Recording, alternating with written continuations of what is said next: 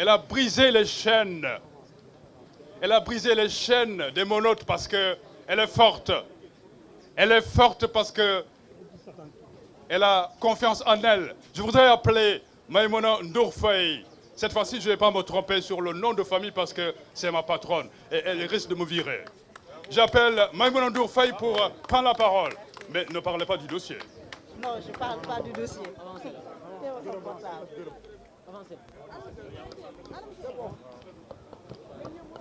Eh, t'es l'interne du show ici.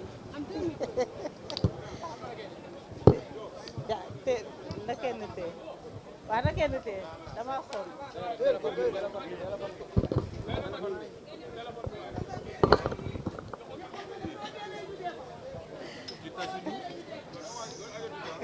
C'est bon?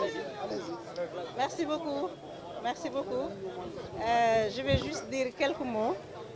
D'abord pour remercier tous les confrères, toute la presse sénégalaise qui s'est mobilisée ces dernières 48 heures pour nous apporter un soutien fraternel.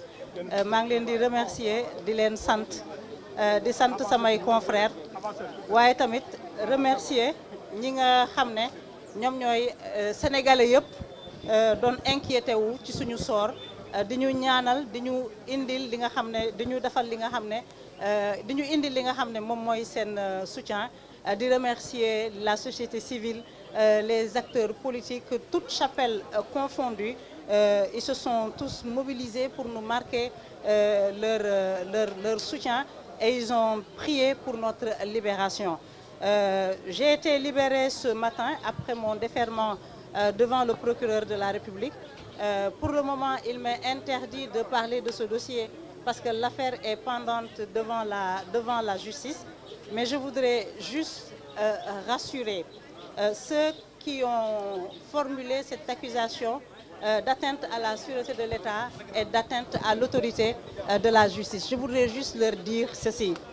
Dans ma démarche professionnelle, je n'ai jamais envisagé d'attenter à la sûreté de l'État ou d'affronter l'autorité de la justice. Je suis journaliste, j'ai juste exercé le droit à l'information pour les citoyens. Ça fait 1 mois qu'on parle de ce dossier Madiambal. On a toujours eu une seule version des faits. Et moi, comme tous les confrères de ce pays-là, nous avions besoin d'avoir une version. Et j'ai permis aux téléspectateurs sénégalais d'avoir cette version des faits parce qu'il y avait des précisions et des éclairages qu'il fallait apporter. Voilà ce qui a tout simplement motivé ma démarche. Je suis vraiment désolée que ce soit considéré comme une atteinte à l'autorité de la justice, d'autant plus que, au regard des conventions internationales, du code de la presse, des lois, des règlements de ce pays, il n'y a rien qui s'oppose à ce qu'un journaliste donne la parole à un homme qui fait l'objet d'un mandat d'arrêt international. Je n'ai pas donné la parole à un déserteur, je n'ai pas donné la parole à un terroriste, je n'ai pas donné la parole à un rebelle ou un séditionniste. J'ai donné la parole à un homme, même s'il fait l'objet d'un mandat d'arrêt international.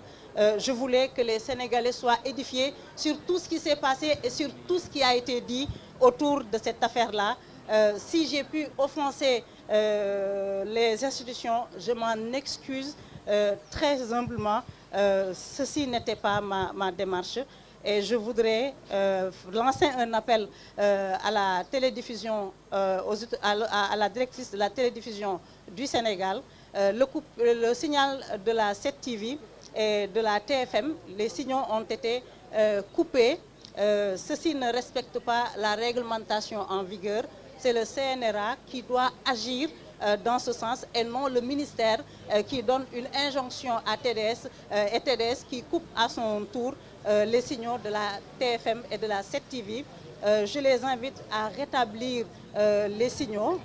Nous sommes en train de vivre un manque à gagner avec la coupure du signal au niveau de la TNT. Et j'invite le ministère de la Communication à respecter d'abord les lois et règlements, le code de la presse qui gouverne et régit le fonctionnement des médias.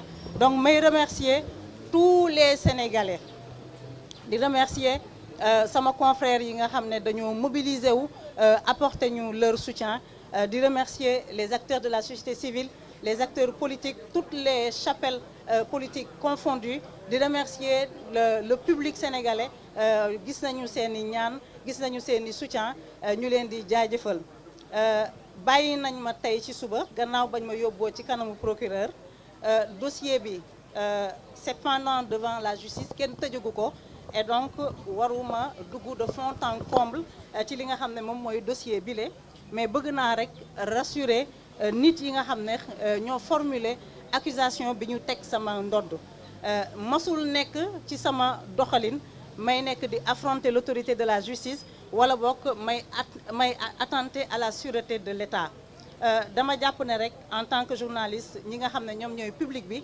soxla woon nañu déglu kii nga xam ne moom mooy Madiambal Diagne xam lan mooy doxalinam lan moo xew lan mooy dëgg ci li ñu wax lan moo ci dul dëgg muy public bi muy journaliste yëpp en tout cas képp kuy journaliste digne de ce nom bëggoon nga xam li nga xam ne moom moo sabab li xew yëpp loolu rek moo ma yitteeloon muy le droit bi public bi am ci information man droit boobu moom moo may defloo moom moo may sonnloo parce que à chaque fois maa ngi xool lan laa mën a indil nit ñi lu bees ci wàllu éclairage donc ma leen di rassurer ci boor boobu te it li tax bi may def sama xel dal ragaluma rafuma parce que dama jàpp ne li ma def violé wu ma la loi Sénégal dafa ratifier ay convention internationale code de la presse ak loi et règlement terewul koo xam ne journaliste nga interviewé nit koo xam ne dafa nekk sous le coup d'un mandat d'arrêt international et qui n'est pas encore condamné